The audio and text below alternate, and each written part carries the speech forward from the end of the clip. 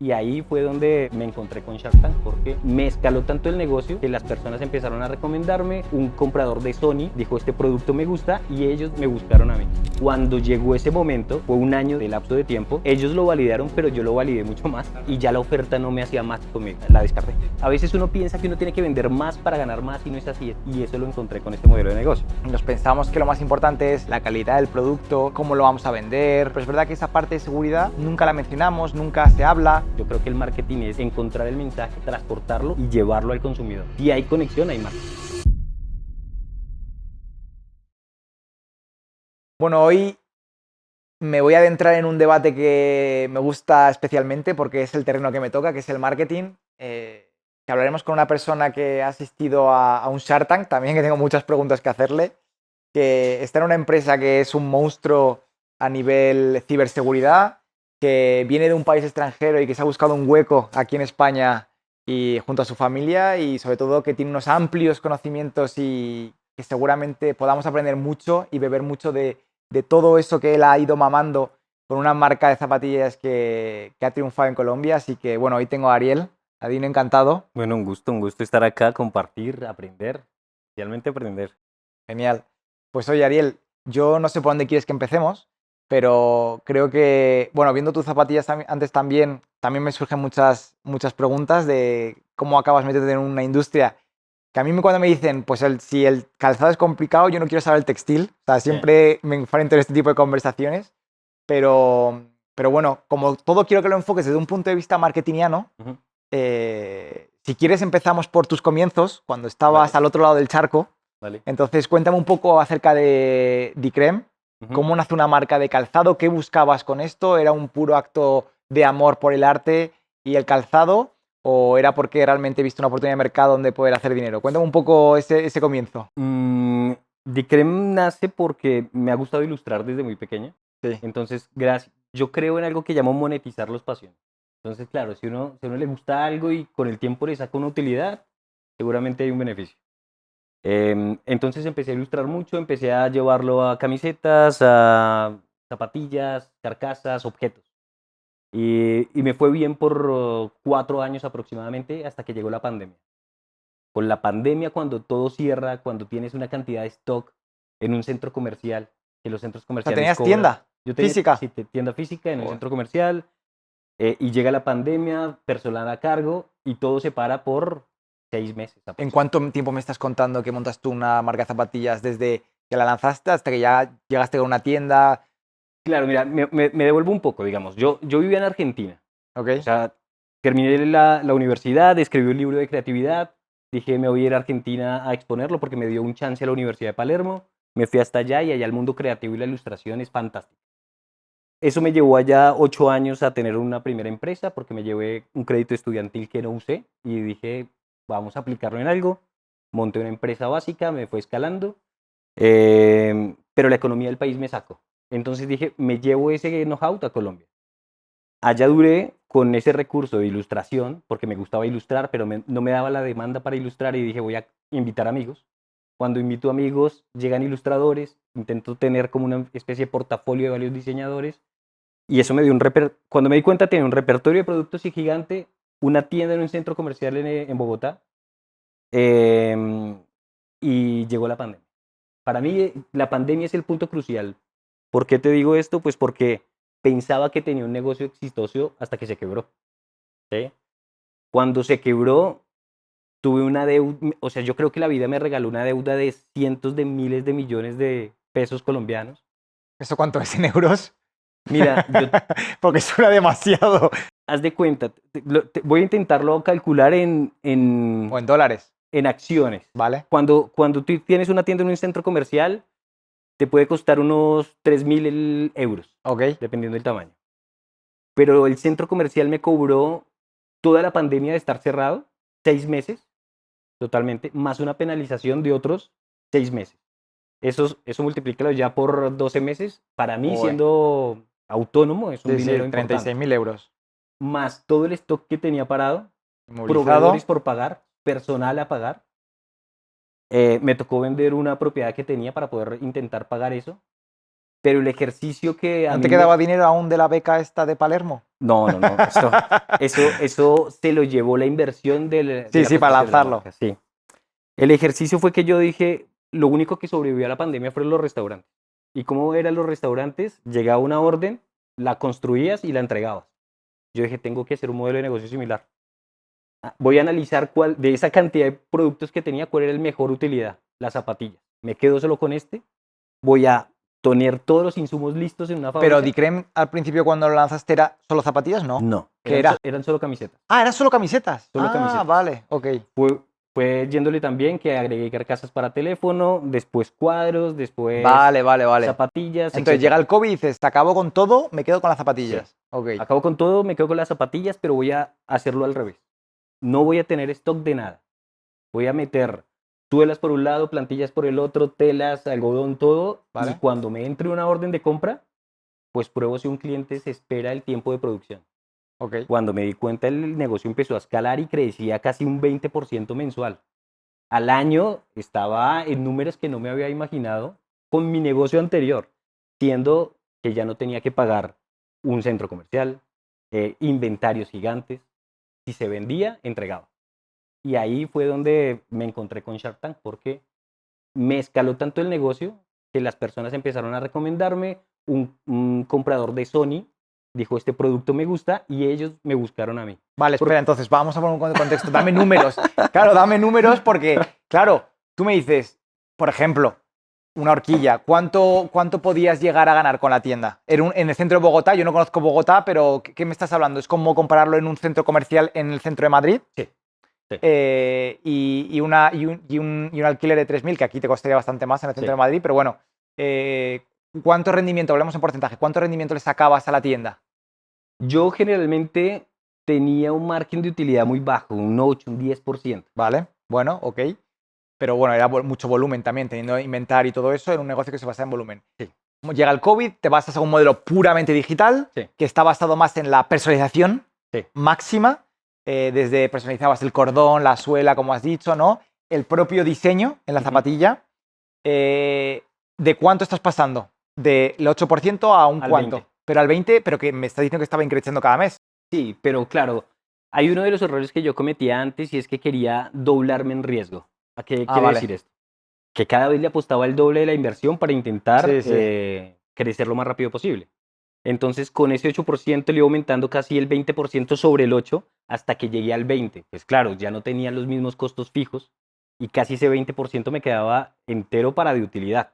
No lo desperdiciaba en almacenaje, en que se lo quemara en un centro comercial, en gran cantidad de personas atendiendo el lugar. Eran muchas variables. A veces uno piensa que uno tiene que vender más para ganar más, y no es así. Es el margen de utilidad lo que te queda, lo que te da ese beneficio de flexibilidad. Y eso lo encontré con este modelo de negocio. Ok. ¿Y qué hizo para ti? ¿Cuál fue el detonante que hiciese que a día de hoy, pues yo qué sé, he visto que tenéis una comunidad de 200.000 personas en Instagram? Estoy más o Era menos en el... inimaginable la cantidad de zapatillas que he visto ahí, porque supongo que hay modelos que habéis validado de tanto hacerlos. Sí. Ha dicho, este viene para quedarse y ya lo tengo incluso en stock, ¿no? Para dar mayor servicio, que es un juego en el que tenéis que entrar ahora, ¿no? Entonces, ¿cómo habéis conseguido estos grandes números? Han sido muchas variables. Primero, yo invitaba a ilustradores a que nos acompañaran. Muchos tenían las puertas abiertas para llegar y tenerlos en nuestros ¿Eran stands. ilustradores conocidos en Colombia o...? No necesariamente. Cualquier persona que mostrara que tenía un desarrollo gráfico de calidad Ok, era bienvenido.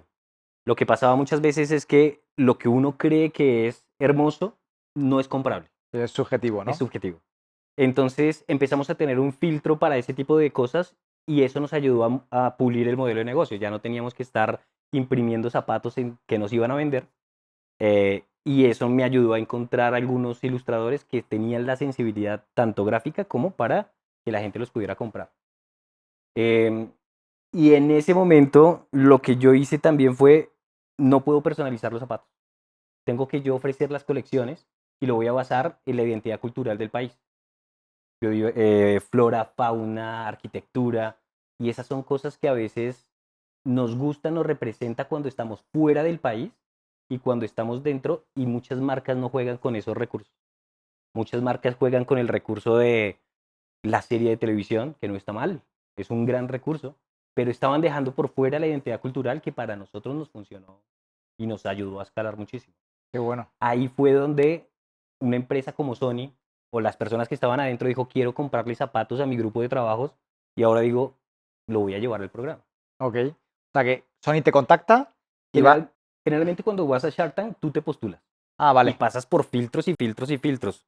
Esa casualidad de la vida me ayudó a pasar muchos niveles. Ah, sí. O sea, ¿tú sientes que la avenida Shark Tank te hizo avanzar 10 pisos más rápido que... O sea, fuiste por ascensor en vez de por escalera, ¿no? Sí, sí, porque nosotros como seres humanos, yo en lo particular no consumo televisión, no tengo televisión, no la veo desde los 13 años, no está mal verla, pero yo tomé la decisión de no. Pero sí existen personas que ven la televisión como un acto de fe. Y yo salí en televisión abierta con estos zapatos. Después de eso las ventas volaron. Pues porque las personas consumen mucha televisión, nos buscaron, nos encontraron y estábamos listos para el servicio. Además que Shark Tank te lo dice. Después de que salgas en televisión, llénate de stock y llénate de insumos porque vas a vender mucho. ¿Rechazaste todas las ofertas de Shark Tank? Sí. Cuéntame un poco de esa experiencia, ¿cómo fue? Eh, Shark Tank tiene una particularidad como toda la televisión y es que tú grabas hoy y el programa sale en X cantidad de meses. En mi caso fue un año y mi negocio creció en un año 5 veces. Ok. Y la oferta que me hicieron en ese entonces, bueno, hay algo que no es tan escuchado en lo que pasa en Shark Tank y es hasta que sale el capítulo, se puede cerrar el negocio posiblemente.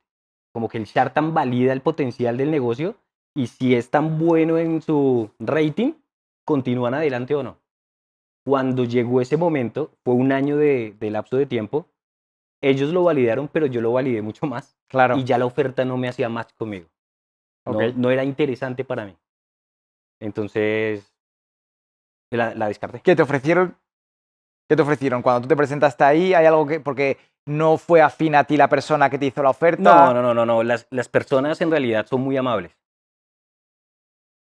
El tema es que yo soy muy analítico. No quiero ser egocéntrico con esta expresión, pero yo sabía que si iba a Shark Tank, iba a salir en televisión abierta, no podía salir con un no, porque salir con un no es validar tu producto. Entonces yo fui a darles una oferta que sabía que no podían rechazar, porque yo no buscaba el valor de la transacción, sino el sí y el capital intelectual de ellos. Entonces lo que hice fue analizarme los últimos 6 meses de programa.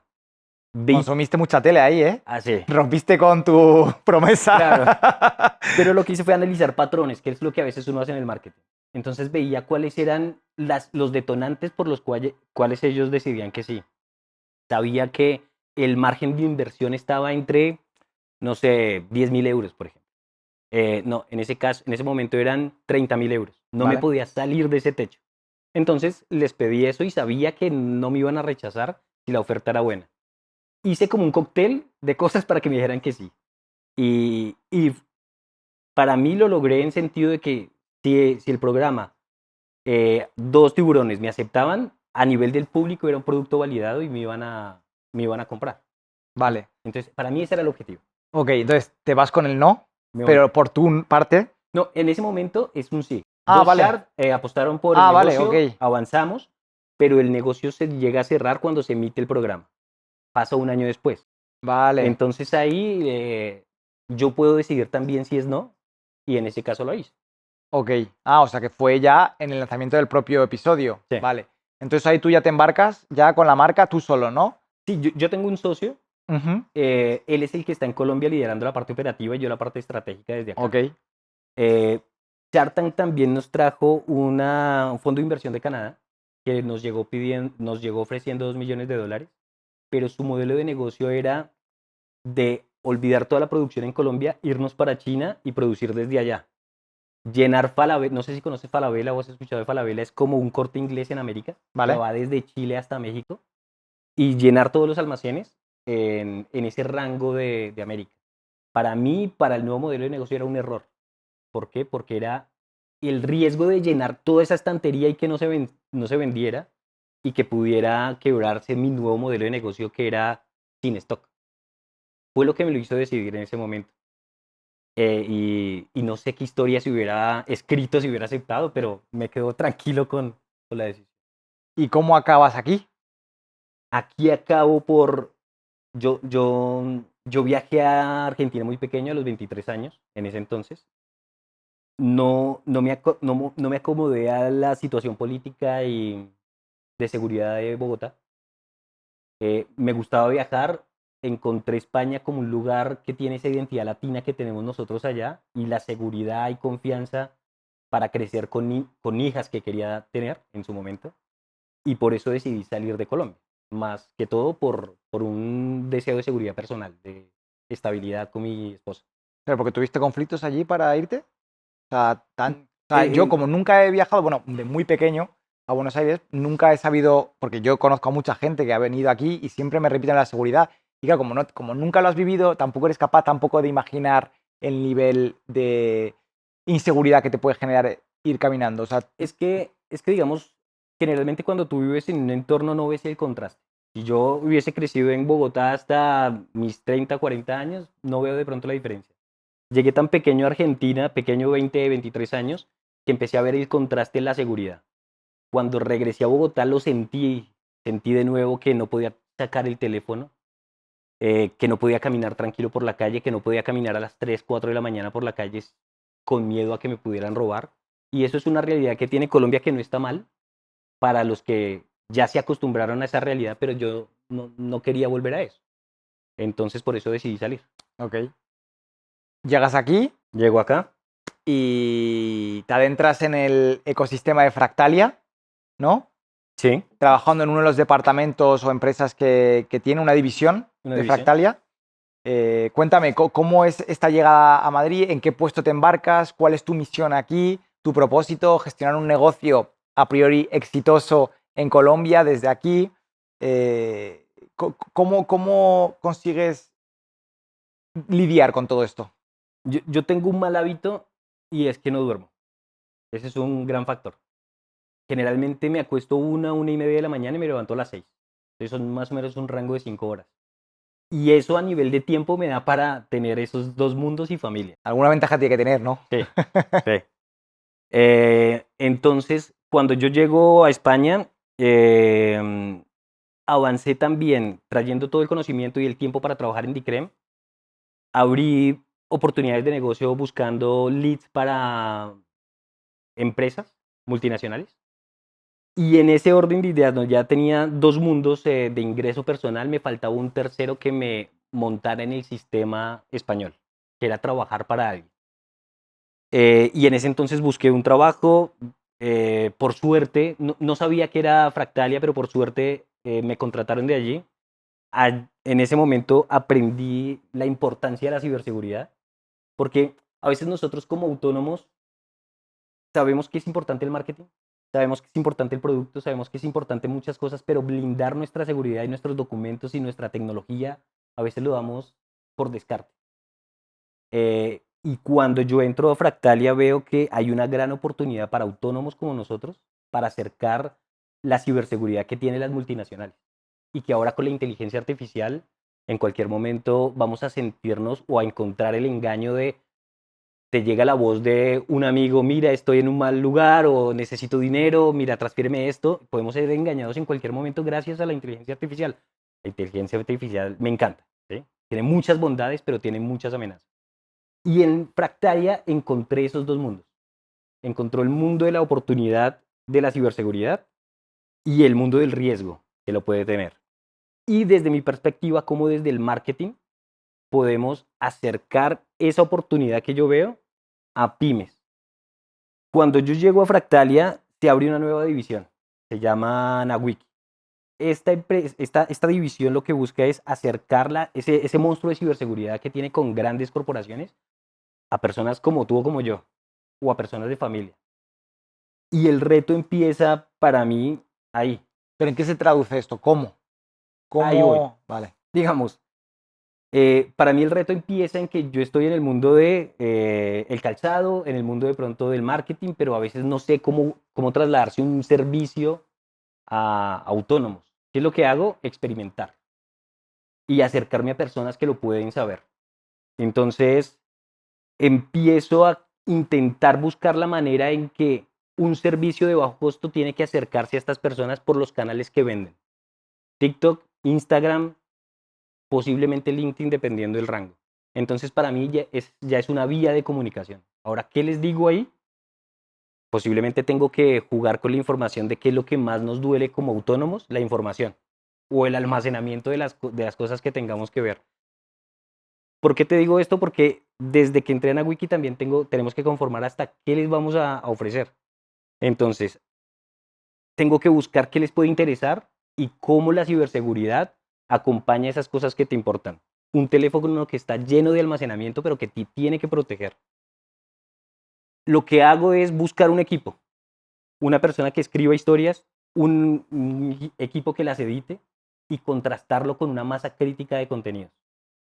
Cuando yo entiendo que tengo que salir con muchos contenidos, porque ¿qué es lo que a nosotros nos pasa como empresas? Tú dices, yo quiero que mi cliente tenga 35 años, 45 años, un rango le gusta las oversize, ¿sí? Tú ya lo tienes como predefinido, Sí. pero cuando lo contrastas con el público a veces no lo es. Entonces lo que yo hice fue crear mucho material de contenido para ponerlo en la red y analizarlo con datos. Y esos contenidos es lo que me está permitiendo encontrar patrones para poder decir cómo les voy a comunicar esta historia de un servicio de ciberseguridad a autónomos. Estoy hasta ahora escribiendo esa línea de la historia. Me falta saber qué es lo que va a pasar después de cuando le acerque ese producto a ellos. ¿Y cómo haces para, como tú bien dices, es algo en la que justamente deberíamos preocuparnos lo más, que es la seguridad? De hecho, es una bonita, buena metáfora de tu vida, ¿no? Que te fuiste por seguridad para trabajar en seguridad aquí, Sí, ¿no? sí.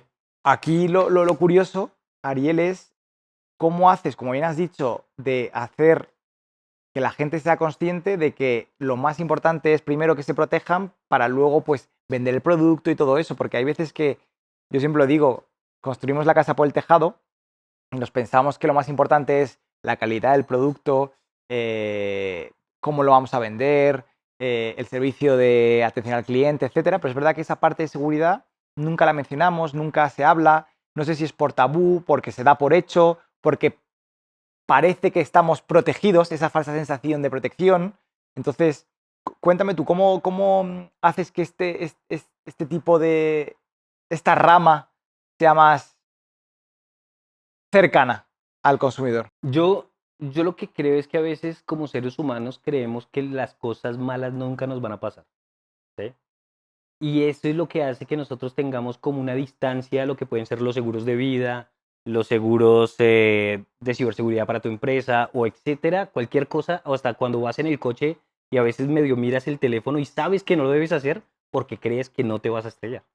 Yo creo que cuando superamos esa barrera de que sí te va a pasar, de que sí puedes estar expuesto, es donde empezamos a intentar construir historias para acercar una protección a una realidad. ¿Cuál es la receta perfecta? Hasta ahora la estoy intentando analizar en datos, porque lo que yo intento hacer es crear hipótesis con historias y dependiendo de la historia que tenga más tracción a nivel de datos, pues es el camino que voy a seguir. Hoy no te puedo dar la respuesta, Bueno, pero en unos 3 meses que siga analizando datos lo voy a hacer. ¿Por qué te digo esto de datos? Porque, porque cuando yo llegué a Argentina y volví a Colombia, yo nunca he tenido una red de contactos.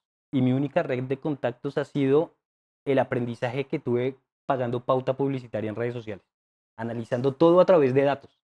Eso es lo que para mí el marketing me ha ayudado a hacer. Yo creo que el marketing es encontrar el mensaje, transportarlo y llevarlo al consumidor.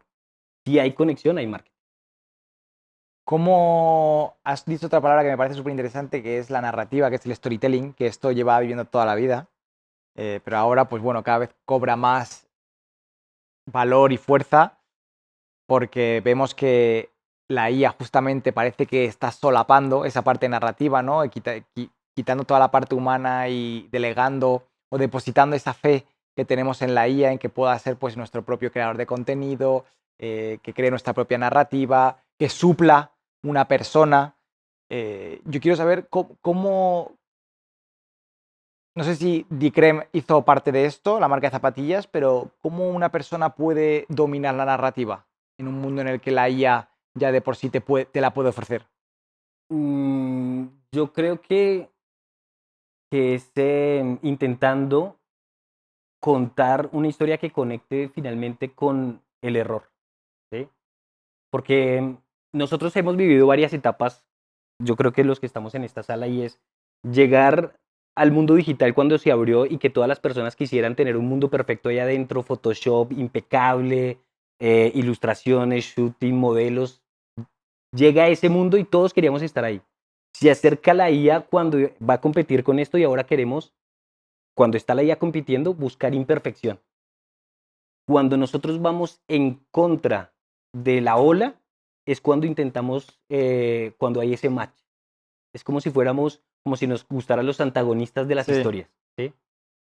Más o menos bajo esa tesis he intentado crear las propuestas literarias que mandamos en comunicación. Y a partir de ahí, em, ¿cómo eres capaz tú de, cómo entiendes tú el marketing en un mundo en el que parece que hay muchos gurús, mucha gente que se autodenomina experto o que cree que sabe marketing? Para ti, ¿qué es de verdad cómo defines tú una persona que realmente sabe marketing?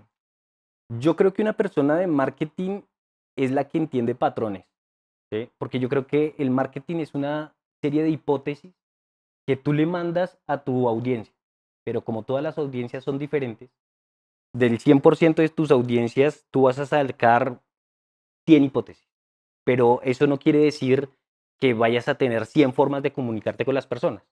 Lo que vas a encontrar es que la mayor cantidad de hipótesis que son congruentes con tu público es la que vas a intentar repetir.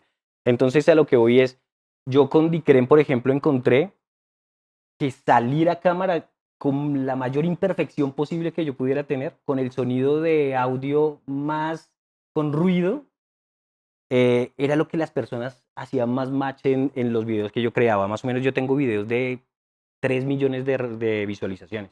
Y simplemente era porque yo tomaba la cámara, les contaba los problemas de producción que tenía, los defectos que encontraba a veces en mis zapatillas, que yo estaba cansado de a veces decir, mira, es que yo quiero unos zapatos que te duren 3 años o que te aburras, pero yo no quiero unos zapatos que tú vayas y se te vayan a dañar al mes o los 2 meses. Como que intentaba, desde mi necesidad personal, contar los defectos que tenía y cómo iba a intentar solucionarlos. Yo creo que el error, la imperfección, es lo que creo que hace conexión en la red. Me parece increíble que ya hables de creador de contenido, que parece como que es algo que ya es como un imprescindible cuando una persona emprende con un proyecto. Yo lo veo Sí. con las marcas de ropa, tú lo has hecho con las zapatillas ahora también. Y creo que mucha gente tiene ese problema de exponerse, ¿no? También a la hora de crear contenido. Me gustaría que de verdad cuentes cuán fructífero fue el exponerte y contar la de problemas que tenías para que la marca consiguiese conectar mejor con tu público. Tú mismo me has dicho que tuviste un vídeo de 3 millones de reproducciones. ¿Puede ser porque somos naturalmente, humanamente celosos al éxito, pero sí afines al fracaso de la gente? Sí, sí. Yo creo que ese es el hilo conductor. Primero importante que las personas o que nosotros como consumidores ya estamos de pronto cansados de la industrialización de cosas.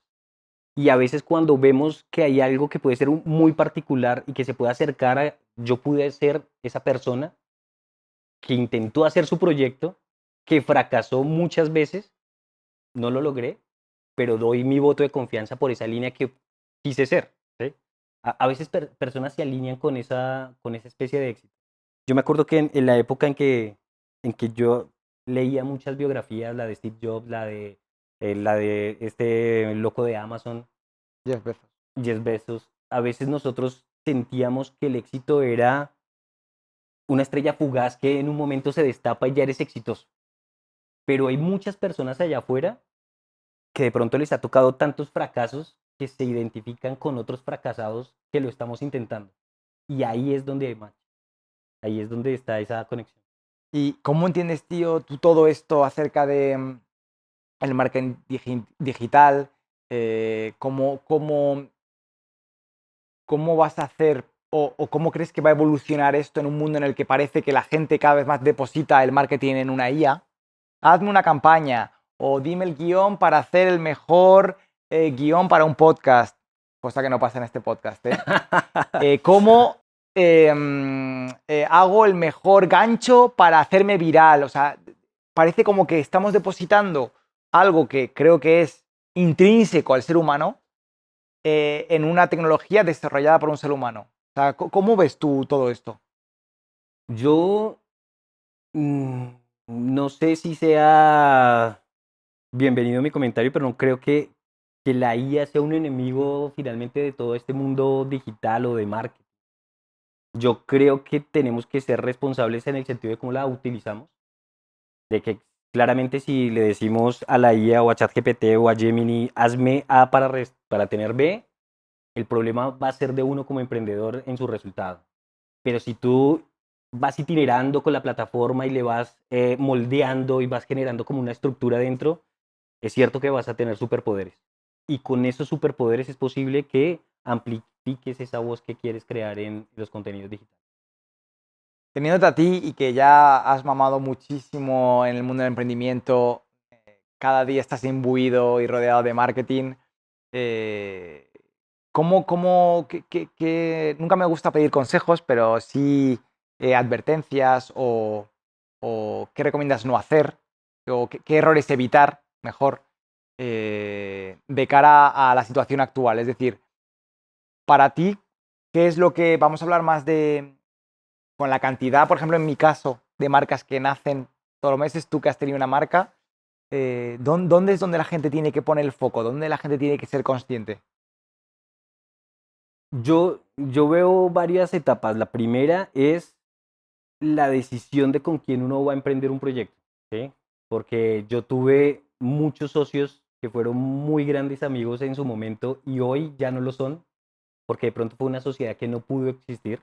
Entonces yo creo que esa es una sociedad, ese inicio es muy importante, saber con quién uno se va a enganchar en algo que uno quiere para toda la vida, como cuando uno tiene una relación con una persona que uno quiere que sea para toda la vida y se acaba a los meses, así debería ser una empresa, un proyecto. Yo creo que los negocios son como las relaciones personales. Y si uno lo ve desde esa manera, em, yo creería que si uno le aporta todos esos valores que tienes como persona y como sociedad a tu marca, va a ser más fácil que la puedas escalar, porque no vas a estar mintiendo de los resultados que estás haciendo. Algo que te decía antes, monetizar esas pasiones. Si a ti te encanta correr, pintar, dibujar y le pones esa impronta a tu producto, va a ser más fácil que pueda crecer. Porque conozco tantas personas ya en este mundo en que vivimos que son tan exitosos en trabajos que son tan tristes yendo, que es mejor darle esa impronta de lo que uno es. Y con eso el éxito ya lo vas a medir es según la felicidad que tú puedas tener, no el alcance en números que vayas a proyectar. Hay una cosa muy curiosa que quería preguntártela y creo que es el buen momento. Es cuando tú decidiste, porque siempre nosotros decimos, bueno, que parece que lo más fácil es vender una camiseta, tú decidiste hacer todo lo opuesto, meterte a apostar y caballo ganador era el calzado. Sí. ¿Por qué no la camiseta si a priori era lo menos complejo a vender dentro de tu modelo de negocio? Por las barreras de entrada, porque era más difícil hacer unos zapatos que una camiseta. Es más difícil copiar unos zapatos que una camiseta. Es más difícil producirlos que una camiseta. Entonces yo dije, si llego a tener éxito en aterrizar esta identidad cultural del país en un objeto, quiero que sea uno que sea difícil de replicar. Y por eso tomé una decisión versus la otra. Es buena esa idea, ¿eh? De ir a contracorriente también.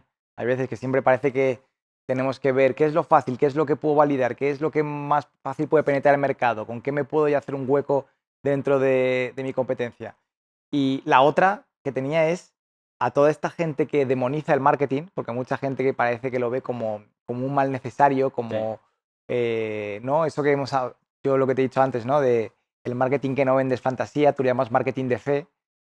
¿Cómo lo defiendes a esa gente cuando dices? Porque a mí me hace muchas veces la gente que dice, me dedico al marketing.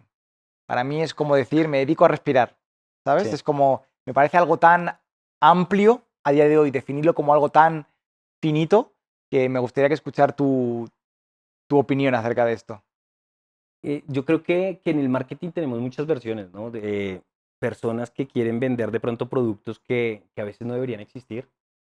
A veces cuando me acercaba en la rueda de entrevistas de trabajo cuando llegué a España y me decían, ¿qué cosa no venderías? Yo como individuo, no, lo que contestaba era, yo no me animaría a vender cosas de apuestas. Yo creo que hay muchas personas que se animan a acercar productos que no son necesarios o de pronto que no creen en eso, Pero hablas de moral, de de moral. ética. Sí. Y yo creo que ahí es donde se divide el mundo del marketing al poder acercar cosas que pueden que sean no beneficiosas, porque necesario o no es una línea que cualquiera puede tener, pero beneficioso para las personas sí es algo que deberíamos estar en ese mundo. Y ahí hay bastante rubro del marketing, que por eso algunas personas pueden sentir que el marketing es engaño, porque te están dando algo que te puede perjudicar. Ya ahora, como nosotros, que creamos empresa y que somos un hombre orquesta, por decirlo así, diseño, producto, marketing, etcétera, yo creo que eso es otra figura de lo que es una agencia de marketing que se dedica a otros valores, a otras ligas. Y viendo con dónde va todo esto y teniéndote aquí para que ya podamos darle un broche final a esto, ¿dónde crees tú que va a acabar toda esta forma de vender, esta forma de consumo, donde nuestra figura no deja de ser algo cada vez más a la orden del día, ¿no? El marketing digital.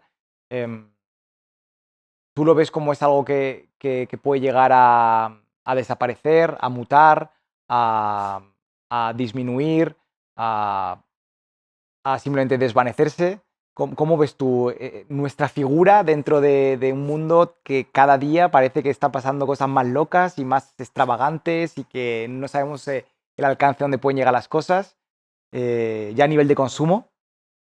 Por ejemplo, con el live shopping, por ejemplo, que ahora ya está la gente es que ve cosas en directo para comprar y es un consumo masivo.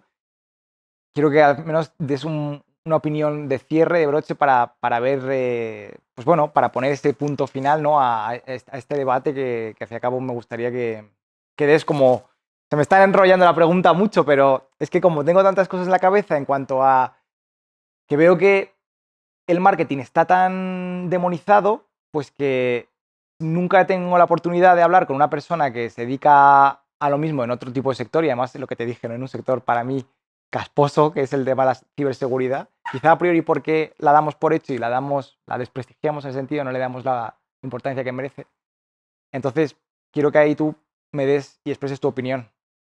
Yo creo que el marketing va a mutar a salir de las redes sociales en sentido de el contenido en sí mismo como si fuera esa vitrina que hoy tenemos. ¿Has visto que las nuevas generaciones, para ellos lo cool es no publicar? Y eso va a hacer que se vuelva un contenido más experimental y más social interno. Antes era todo tan afuera, tan pomposo, tan hacia afuera, que ahora lo que va a buscar son experiencias internas. El tema es cómo podemos nosotros empezar a llegar a esas experiencias internas. Lo que tú dices del live y de vender productos es un pico que va a durar posiblemente unos 3 años, pero después ya la red va a mutar a que la gente se va a hastear tanto de contenido que ya no lo va a querer ver y vamos a pasar a otro tipo de plataforma. Es como cuando ahorita se va a venir la integración de ChatGPT y los módulos que está haciendo Johnny Ive, creo que es el de Apple. Sí. Todo ese ecosistema va a cambiar. ¿Para dónde nos va a llevar? Yo creo que fuera de la red.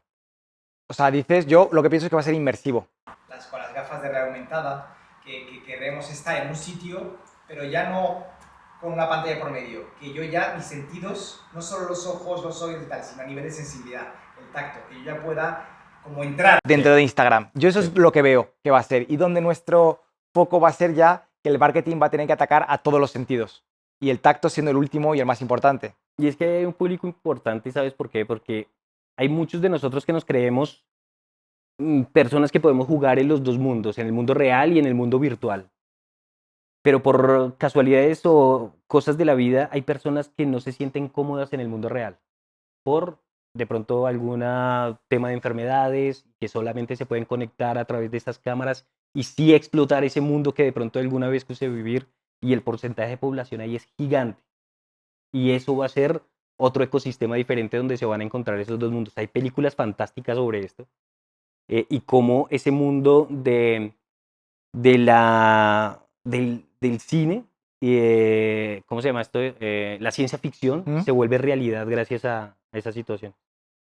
Pues oye, Ariel, lo último que te voy a preguntar es, para cualquiera que se aventure al emprendimiento, pero del calzado, ¿sí que tienes un bonito consejo que darle? En el consejo del calzado, Sí, que yo- hagan camisetas, ¿no? puede ser, ¿sí? La verdad lo que creo para mí es que uno debería tener en sus productos lo que quisiera tener, portar, ¿sí? Para mí, yo siempre he querido cosas que duren mucho tiempo, pero para otras personas pueden ser que sea efímero. Yo creo que mientras tenga la impronta que uno tiene como fundador, ya es suficiente para que ese proyecto salga adelante. Genial. Oye, Ariel, muchas gracias por tu tiempo y procuraré tener más conciencia a nivel de seguridad con mi privacidad también. Muy bien, gracias por la invitación. Gracias, Ariel.